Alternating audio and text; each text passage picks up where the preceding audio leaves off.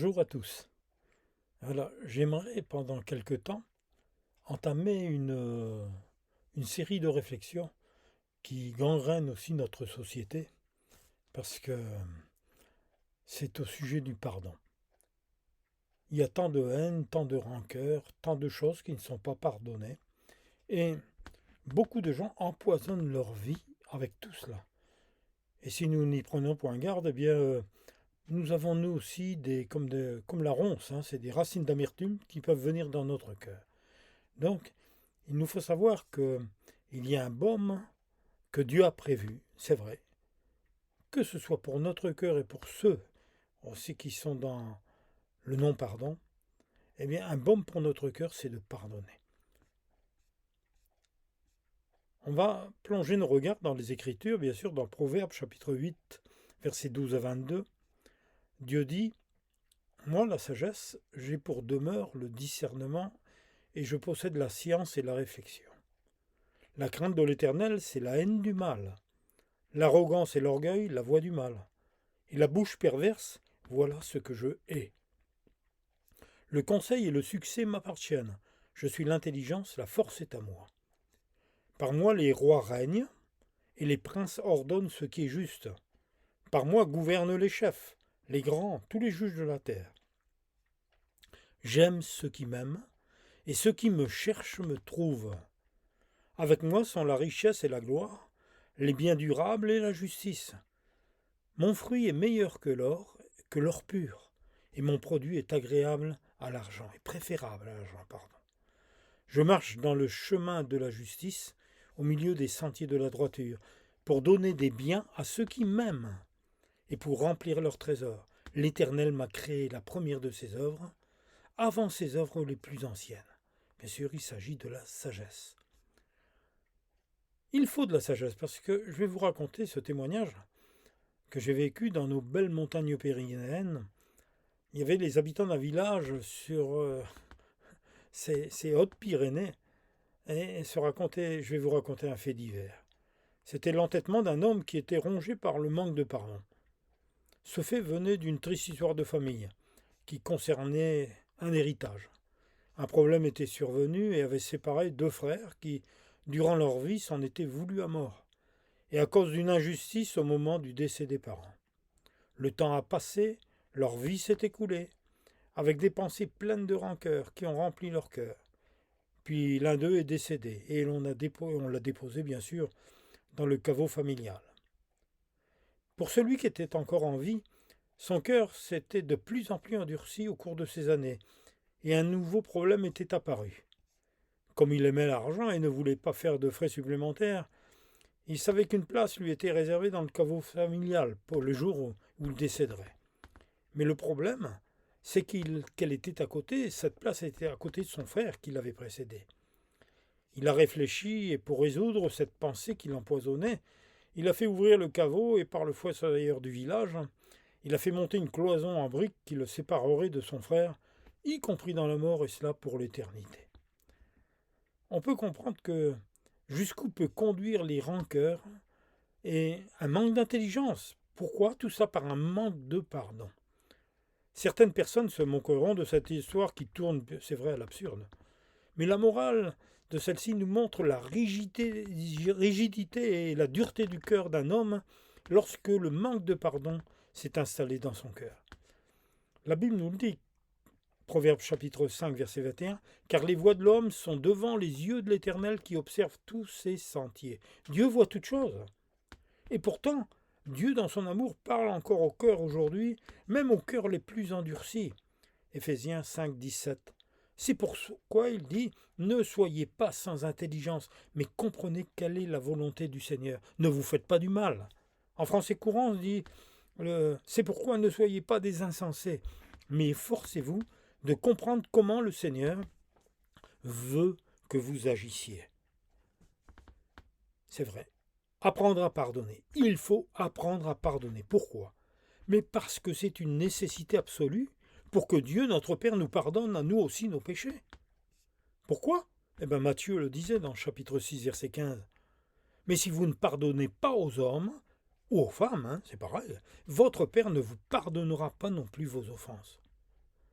Et même les disciples avaient été abasourdis par cette parole, parce qu'elle dit, mais combien de fois devrais-je pardonner, supporter et pardonner? Et c'est toute notre vie que nous devons être dans cet état de cœur. C'est ce que Jésus nous a dit, c'est en ayant cette communion avec lui, c'est-à-dire une union de cœur, un cœur à cœur, que cela nous sera possible. La réponse de Jésus va plus loin en proposant l'inimaginable, c'est-à-dire de pardonner à l'exemple de Dieu, toujours sans limite.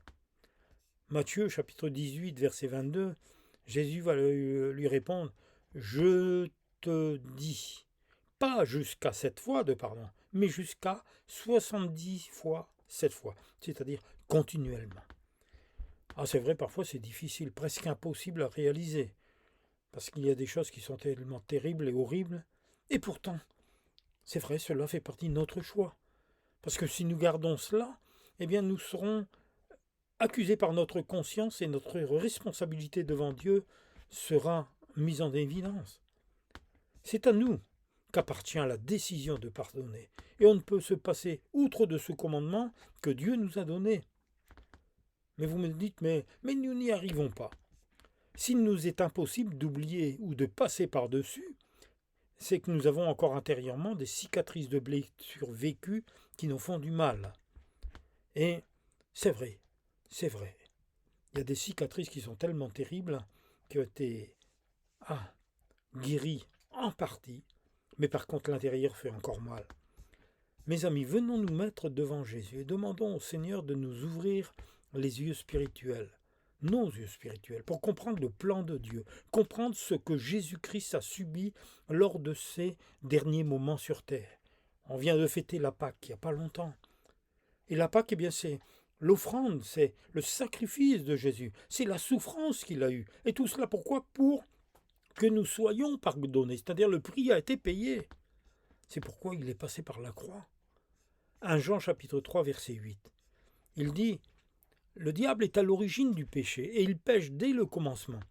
Mais le Fils de Dieu est précisément venu sur la terre pour détruire l'œuvre du diable. » L'œuvre du diable, c'est de mettre de l'amertume, de la rancœur, de la jalousie, de la méchanceté dans le cœur de l'homme. Ça, c'est son œuvre. Jésus est venu pour détruire l'œuvre du diable. 1 Jean chapitre 5, verset 19.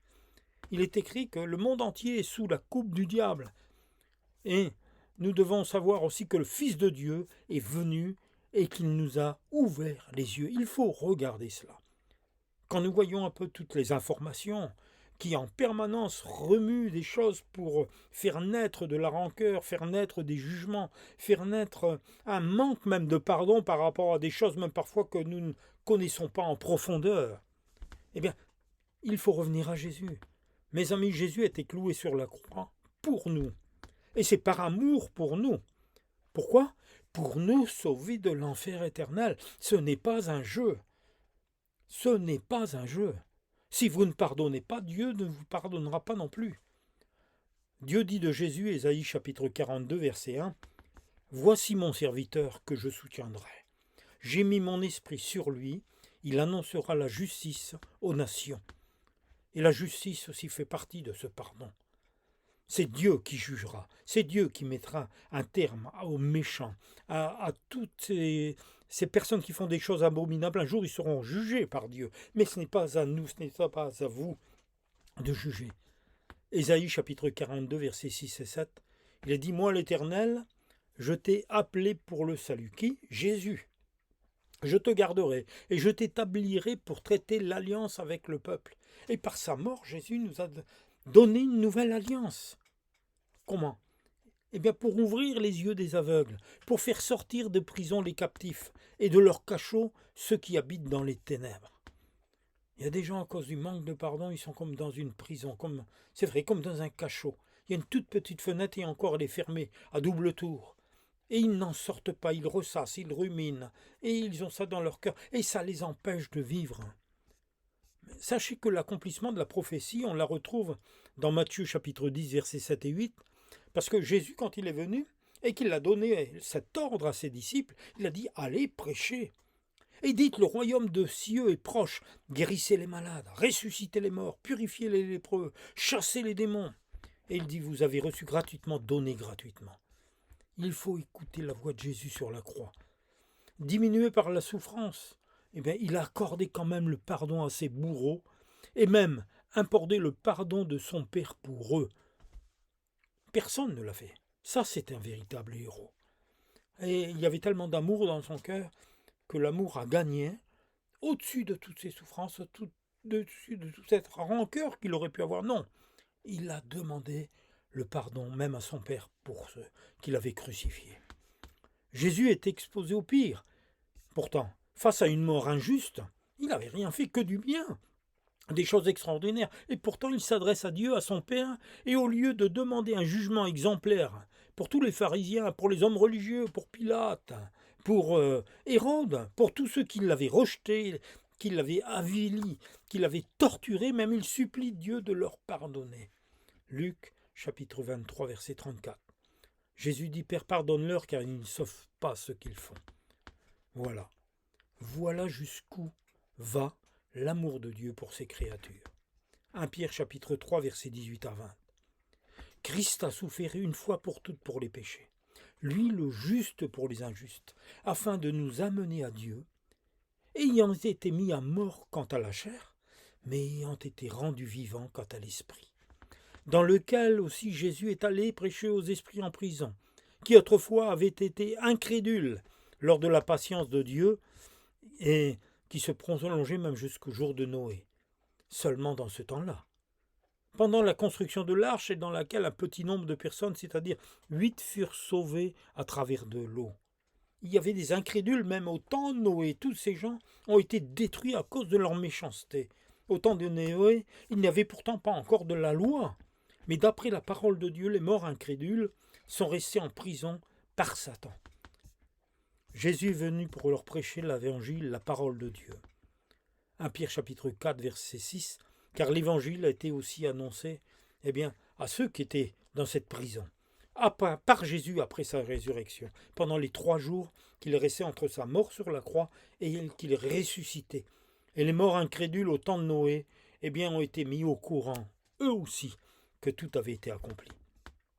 Et après avoir été jugés comme les hommes quant à la chair, ils vivent selon Dieu quant à l'esprit. Ça, c'est pour nous maintenant. Romains chapitre 5 verset 13. Car jusque la loi, le péché était dans le monde. Or le péché n'est pas imputé quand il n'y a point de loi. Seigneur Jésus, par son Saint-Esprit, fais-moi comprendre. Aide-moi à méditer. Aide-moi à méditer sur la profondeur de ton amour, de cet amour qui était en toi, parce que tu es l'amour. Dieu est amour. Que toute rancœur, amertume, manque de pardon disparaissent de ma vie. Je veux t'obéir et pardonner comme tu me le demandes. Je ne veux pas laisser des portes ouvertes aux méchantes puissances ténébreuses qui veulent répandre la haine et toutes ses conséquences dans mon cœur. Ah, mes amis, c'est vrai, des fois c'est difficile, très difficile, quand on a touché à l'un de nos enfants, quand il y a eu une véritable injustice, quand on se sent même incapable de réagir, tellement la douleur est profonde, tellement nous ressentons ce manque de justice. Mais Dieu un jour jugera ces hommes, jugera ces personnes. Mais vous, il ne faut pas garder de haine dans votre cœur. Demandez au Seigneur de vous aider à pardonner, à guérir la cicatrice qui est encore ouverte dans votre cœur. Proverbe chapitre 3, versets 1 et 2 nous dit « Mon fils, n'oublie pas mes enseignements. Que ton cœur garde mes préceptes, car ils prolongeront les jours et les années de ta vie, et ils augmenteront ta paix. » Voyez-vous, il y a là quelque chose d'important, parce qu'il y a des gens parfois qui, à cause de cette rancœur, à cause de cette haine, à cause de tout ce qui est dans leur cœur, qui leur a bouffé la vie, excusez-moi pour l'expression, diminuent leurs années de vie. Ils se rendent malades. Ils sont mangés de l'intérieur. Mais Dieu nous dit que lui va augmenter la paix et prolongeront les jours et les années de la vie. C'est en comprenant pourquoi tu as versé ton sang, Seigneur Jésus, que je peux vaincre ce péché, qui m'incite à ne point pardonner, continue à gangréner mon cœur. C'est cela. Et c'est pour ça Éphésiens nous dit, chapitre 6, versets 16-17, « Prenez par-dessus tout cela le bouclier de la foi avec lequel vous pouvez éteindre tous les traits enflammés du malin. Prenez le casque du salut aussi et l'épée de l'esprit qui est la parole de Dieu. Ah mes amis, toutes ces infos, toutes ces choses que vous voyez, toutes ces injustices en permanence, qui font que dans le cœur il y a comme des vagues, c'est toujours un tumulte perpétuel qui est là. Pourquoi? Parce qu'il y a une colère qui gronde à cause d'injustices, à cause de choses qui se réalisent, à cause de crimes, à cause de viols, à cause de tout cela. Et il faut fermer aussi toutes ces informations pour revenir dans un temps de silence vers Dieu, pour qu'il puisse nous guérir. Ne laissez pas Satan, parce que c'est lui qui organise tout cela. Lui, c'est son but extrême, c'est-à-dire complet, c'est de vous éloigner de la communion de Dieu. Mais si vous commencez à dire, Seigneur, merci pour ton amour que tu verses dans mon cœur. Merci pour ton sacrifice, pour ton sang qui me donne le vouloir et le pouvoir de pardonner à ceux qui m'ont offensé et même presque détruit. Et ça, c'est l'Esprit de Dieu, le Saint-Esprit qui veut le faire dans votre cœur. Il faut que vous vous tourniez vers lui. Éphésiens chapitre 6, versets 10 à 12. Au reste, fortifiez-vous dans le Seigneur et par sa parole, par sa force toute puissante. Revêtez-vous de toutes les armes de Dieu afin de pouvoir tenir ferme contre les ruses du diable. Parce que nous n'avons pas à lutter contre la chair et le sang, contre les dominations, contre les autorités, contre les princes de ce monde de ténèbres, contre les esprits méchants dans les lieux célestes. Ça, c'est la volonté du Seigneur. Et que ta volonté soit faite pour ma vie, Seigneur. Ah oui, Seigneur, je ne veux pas me laisser manipuler par ces choses que je ne vois pas et pourtant qui ont rempli ma tête. Seigneur, je veux que ma tête soit vidée de toutes ces choses, toutes ces pensées mauvaises, tout ce qui est venu même au plus profond de mon cœur, Seigneur, comme s'enraciner, Seigneur, déracine, Seigneur. Oh mon Dieu, extirpe-le de mon cœur. Ça, je sais que c'est ta volonté. 2 Corinthiens chapitre 5, versets 19 et 20. Et tout cela vient de Dieu qui nous a réconciliés avec lui par Christ et qui nous a donné le ministère de la réconciliation. Alléluia. C'est ça, chers amis. Ce que je vous dis maintenant, c'est parce que Dieu nous a donné le ministère de la réconciliation. Réconciliez-vous d'abord avec Dieu et vous verrez, tout va changer dans votre vie. La Bible nous dit que Dieu était en Christ réconciliant le monde avec lui-même. Et maintenant, nous faisons donc des fonctions d'ambassadeurs, c'est-à-dire on est là pour prendre votre main puis la mettre dans la main de Dieu, comme Christ, comme si Dieu exhortait par nous, c'est-à-dire, eh bien, écoutez, c'est Dieu qui parle au travers moi, je t'en supplie, nous vous en supplions, au nom de Jésus, soyez réconciliés avec Dieu. Mes amis, j'aimerais prier avec vous. Je te remercie, Père, pour ta parole qui est si précieuse. Que ton esprit le grave dans nos cœurs pour triompher dans tous les combats qui pourraient survenir dans notre vie. Et s'il y a là des amis qui, certes, ont subi des maltraitances, qui ont subi des injustices, qui ont subi des choses qui sont difficilement explicables, il n'y a pas d'explication. Seigneur, mais ils l'ont subi. Seigneur, fais-leur voir que tu as triomphé toi aussi. Et que tu peux les faire triompher avec ton aide et avec ta force, par ta toute-puissance du Saint-Esprit, Seigneur. Amen. Soyez bénis au nom de Jésus.